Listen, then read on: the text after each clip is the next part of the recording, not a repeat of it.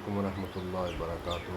نماز کے بعد اذکار اور خاص کر جسے کہا جاتا ہے تسبیح فاطمۃ الزہرا رضی اللہ تعالی عنہا سلام اللہ علیہا، جو کہ نبی پاک صلی اللہ علیہ وآلہ وسلم کی بیٹی ہیں، اور انہوں نے جا کر خادمہ کا مطالبہ کیا کہ میں بابا تھک جاتی ہوں تو قربان جاؤں۔ میرے آقا کریم علیہ الصلوۃ والسلام، میرے آقا و مولا حضرت محمد کریم صلی اللہ تبارک و تعالی علیہ وآلہ وسلم نے یہ تسبیح بتائی کہ بیٹا یہ پڑھا کرو: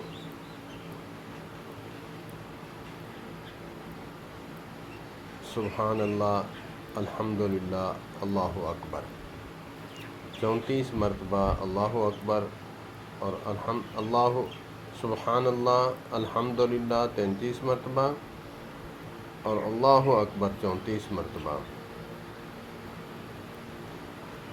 اور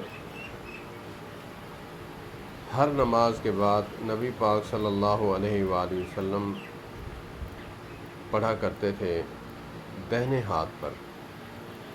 تو جو بات کہنے کی ہے، مولانا مفتی ظفر علی صاحب رحمۃ اللہ تعالی علیہ نور اللہ مرکزہ فرمایا کرتے تھے، اگرچہ ہمارے ہم مسلک نہیں، لیکن اس سنت پر عمل وہ کرتے ہیں، یہ کسی کی جاگیر نہیں۔ آپ اس بات کو نہ دیکھا کریں، بات اس کو دیکھا کریں کہ ہمارے آقا محمد کریم صلی اللہ تبارک و تعالی علیہ وآلہ وسلم کی سنت ہے، دہنے ہاتھ پر تسبیح پڑھنا سنت ہے، دونوں ہاتھ پر نہیں۔ والسلام علیکم ورحمۃ اللہ۔